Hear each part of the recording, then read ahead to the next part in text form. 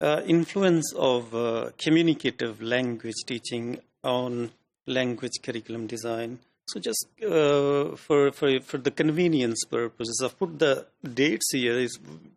We are talking about the 1970s. Okay, as you already know, like how ESP movement, English for Specific movement, led to the notion of needs analysis, and then the needs when the questions of needs were sort of debated.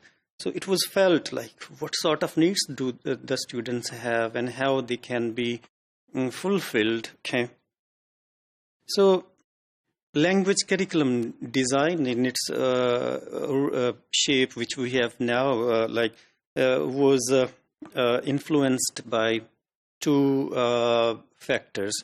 So these two factors, the first one was ESP, as we have already seen this one in brief, and secondly it was CLT, communicative language teaching. So the communicative language teaching was introduced in response to some of the conventional methods of language teaching, for example, grammar translation, audiolingual direct method. So it was considered to be a sort of replacement, and okay. So this is how. So the purpose here is to discuss how CLT influenced some of the principles of shaping the notion of language curriculum design. Okay. So what primarily the CLT focused on? It focused on, communication for some purpose instead of mastering just the lexical or the grammatical items. And it also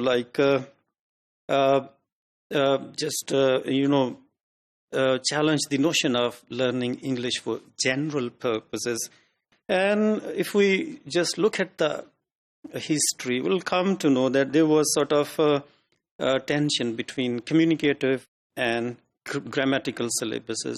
So the grammatical syllabus was more focusing to produce grammatical competence, and on the other hand, the communicative emphasized to produce communicative competence. The element of this term, the communicative competence, we'll discuss in detail later on, because we are just looking at the historical perspective of language curriculum design notion. Okay, so the CC element, the CC stands for communicative competence.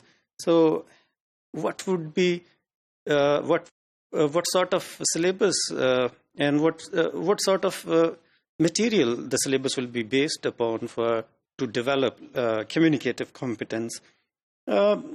English language teaching, the methods were considered sort of the debates of the methods, as we have already discussed. Like, it was considered not reasonable to develop the language proficiency. Therefore, the applied linguists shifted their attention towards teaching variety of structures to students with diverse needs and nationalities or genders. Okay, and the syllabus was made. That was purpose built syllabus instead of imparting general information to the students. So what sort of approach was adopted for syllabus design within the framework of communicative approach?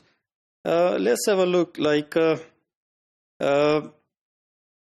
In order to generate syllabus for communicative perspective, the curriculum procedures were, for example, devised and applied.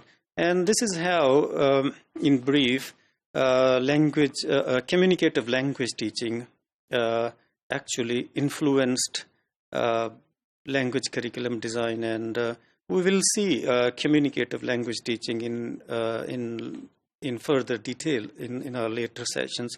But the purpose here is to see how the notion of language curriculum design was shaped by CLT and its principles.